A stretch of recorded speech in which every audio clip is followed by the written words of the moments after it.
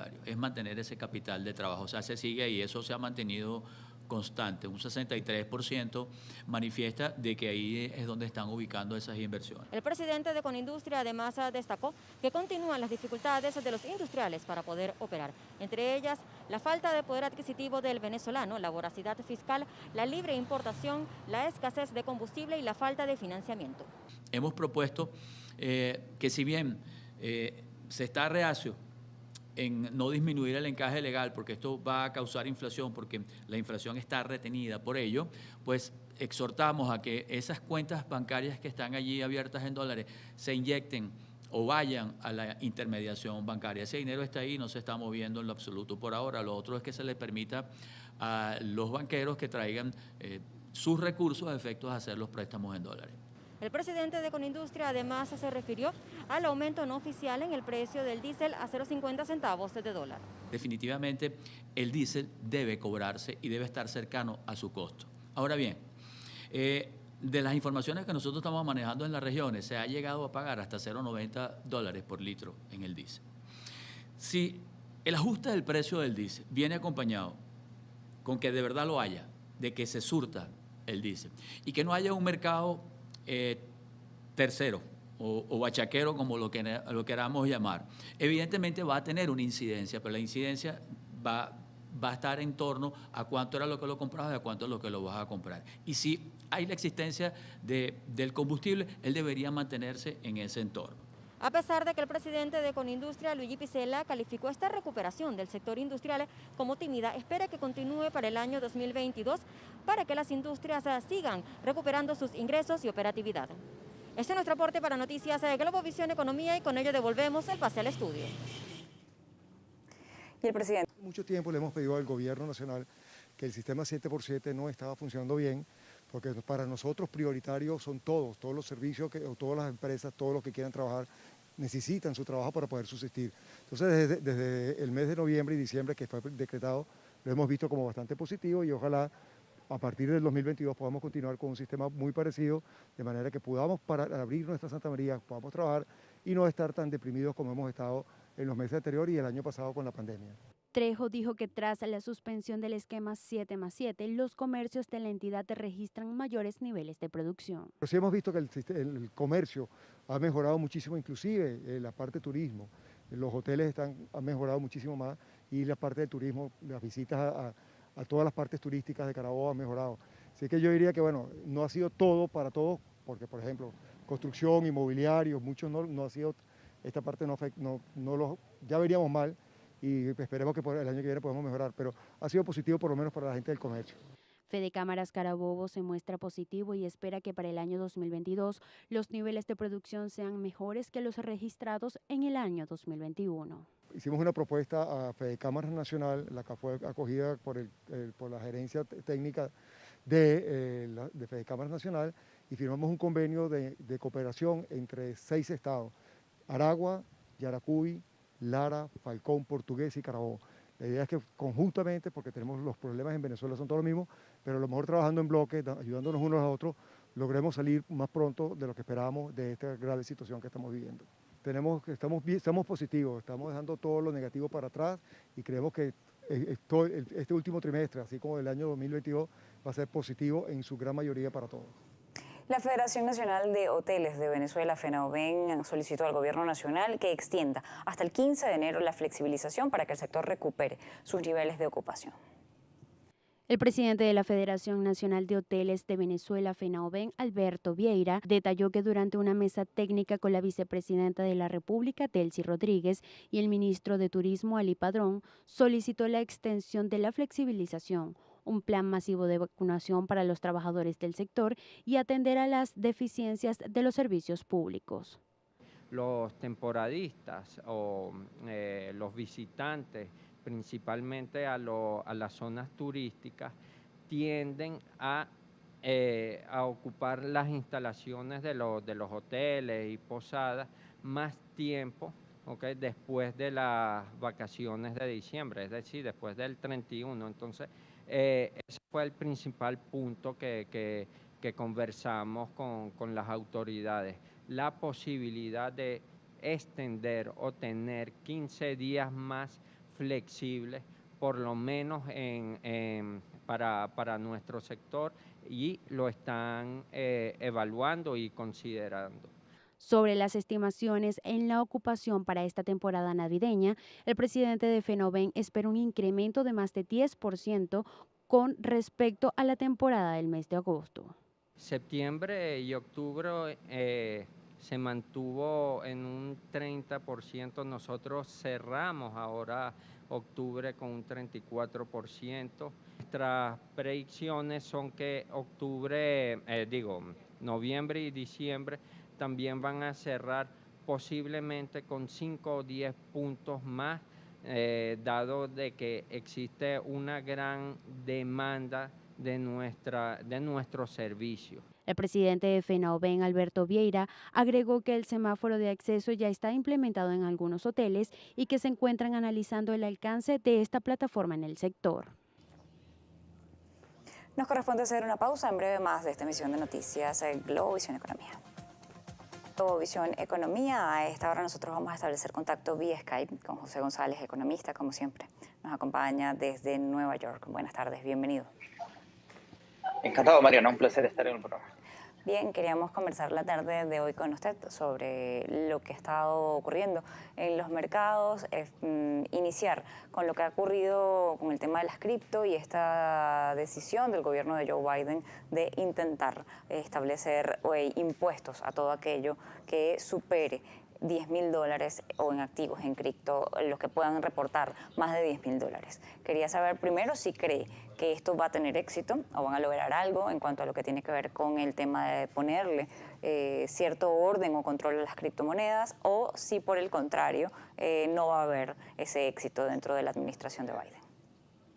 Bueno, el tema de crear un impuesto específico en cuanto a los criptoactivos es parte de la ley de infraestructura firmada por el presidente el lunes pasado.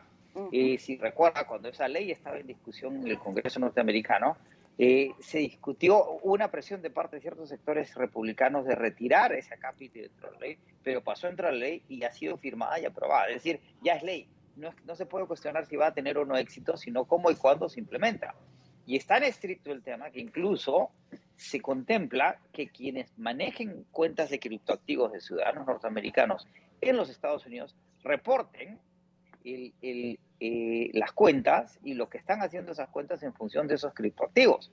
Y en la medida que tenemos compañías norteamericanas en los Estados Unidos, incluso listadas en bolsa, como Coinbase, que están dedicadas a esa actividad, tenemos un ETF sobre futuros de criptomonedas en los Estados Unidos, es inevitable que esas cuentas, esos activos, esos tenedores de criptoactivos en los Estados Unidos sean regulados y fiscalizados. De ahí que esta corrección que estamos viendo en las criptomonedas con mayor liquidez se esté dando en los últimos días.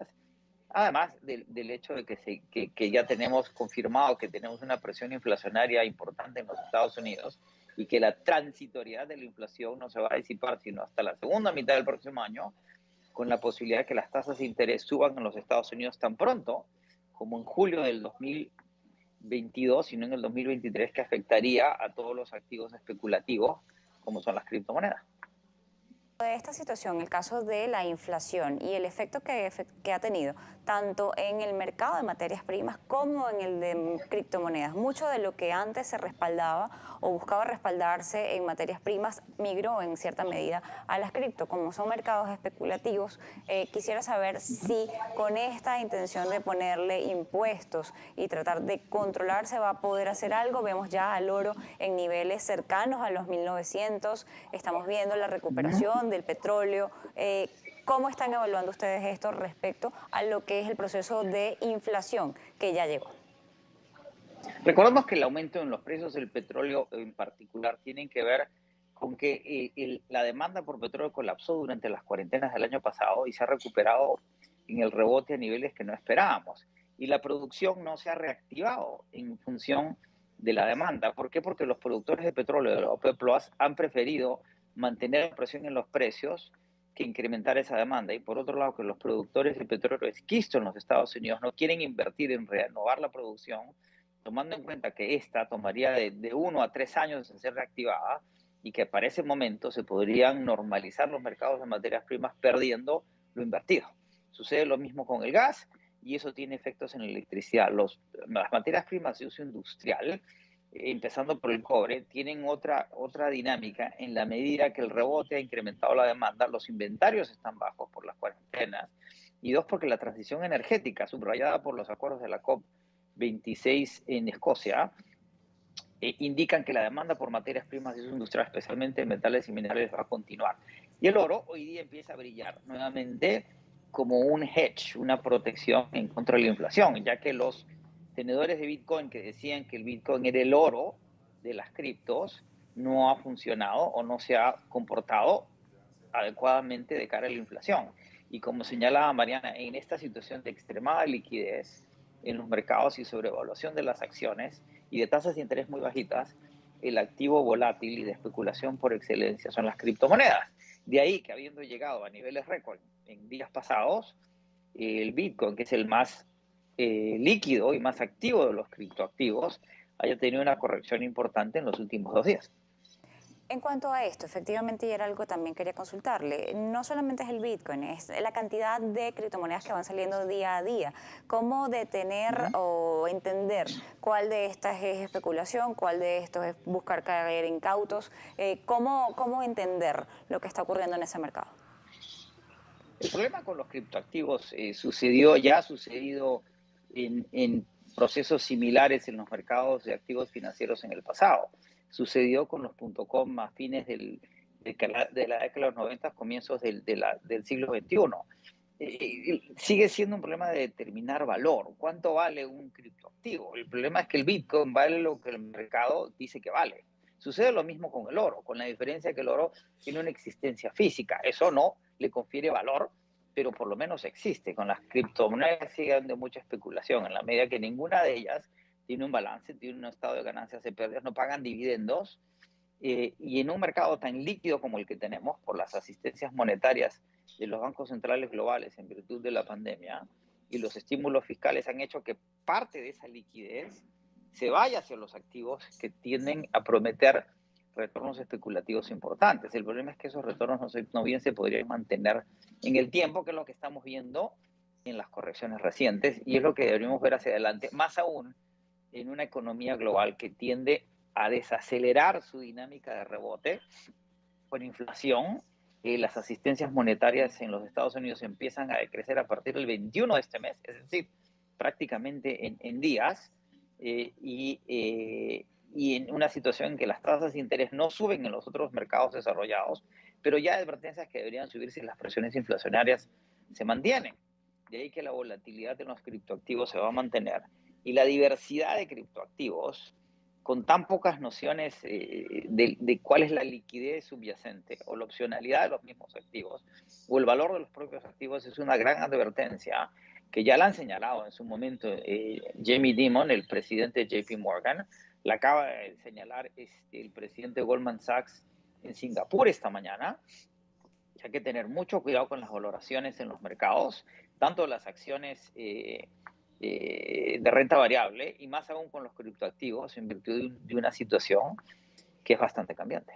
En cuanto a esto, efectivamente, se ha hablado, he visto algunos análisis que hablan de que los criptoactivos serían el oro de los pobres, estaríamos hablando de que estos niveles de rendimiento que se ven exagerados un día vuelven a ser grandes niveles de caída al siguiente. Sin embargo, hay muchas personas apostando a esto. Mucho se está volviendo hacia lo digital.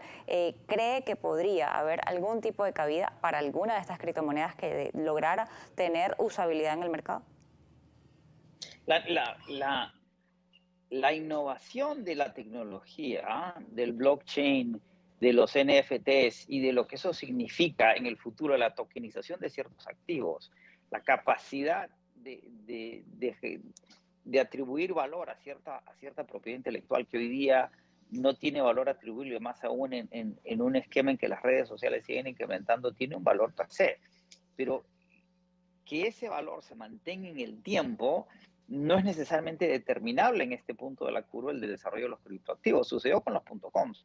De todos los .coms que existieron entre fines de los 90 y el año 2001, sobrevivieron prácticamente 2. Amazon y Yahoo. El resto, hay una cantidad de de acciones que en ese momento se listaban en bolsa, en el momento en que fue el momento de oro del Nasdaq. Al Nasdaq le tomó 20 años recuperar los niveles que llegó hasta el 2001. Desaparecieron porque ¿quién sabía en ese momento que iba a ser la compañía en la que se ha convertido? De hecho, Goldman Sachs anuncia esta mañana en los Estados Unidos que su acción para el 2022 es Amazon. Ahora, Amazon es una mezcla de tecnología con distribución, es un híbrido entre lo virtual y lo real, y es una compañía que no solo evoluciona, sino que se adapta a la regulación del mercado. El problema con muchas propuestas de criptoactivos es que son revolucionarias, pero en su vocación revolucionaria son anárquicas. Y el sistema eventualmente rechaza lo anárquico y se queda con aquello que se adapta. Es decir, ¿quién va a sobrevivir de cara a esta nueva legislación norteamericana que va a pechar a los criptoactivos? Y los va a pechar. Es la ley, como se dice en los Estados Unidos, de la tierra a partir del lunes pasado. Solo aquellos que sean capaces de enfrentar una situación en la que la fiscalización, el pago de tributos, implica que las ganancias sean reales y que sean lo suficientemente robustas para pagar esos impuestos y tener resultados positivos netos. ¿Cómo quedaría en esto el atractivo que han tenido las criptomonedas para sortear la cantidad de restricciones que hay en el mercado financiero mundial y la desigualdad que lamentablemente se ha acrecentado en los años de pandemia? Y lo que va a suceder es que la regulación va a ser creciente. La prohibición en China, las regulaciones en los Estados Unidos, las regulaciones en Europa van a seguir crecientes. La innovación en países democráticos y que promueven el emprendimiento siempre viene posterior a la innovación, pero llega eventualmente, ¿sí?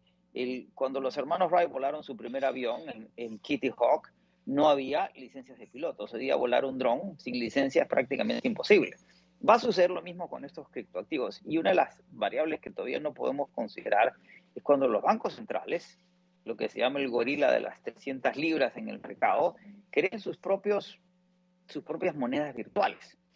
Una vez que los bancos centrales implementen algún tipo de criptoactivo propio, soberano, estable y estabilizado, los innovadores se van a ver relegados, como sucedió con la industria del retail de cara a los .coms. El comercio en la web lo domina Amazon, pero en un momento dado lo dominaron los retailers convencionales, que fueron adaptando a su vez plataformas en la web. Lo mismo debería suceder con los criptoactivos y separar el grano de la paja en esa circunstancia. En este momento es todavía muy indeterminado, de ahí que la actividad sea muy, pero muy especulativa.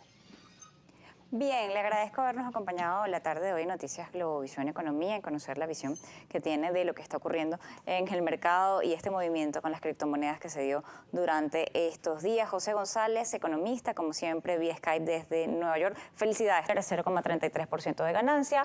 Platino, $1.060, mientras que los crudos WTI y West Texas Intermediate a esta hora pierde 2% y cotiza en $77,59 por barril. El Brent, $80,44 por barril y el aluminio, $2.611 a la hora. Vemos las criptomonedas. Bitcoin para el momento gana 0,10% y está en $60.306.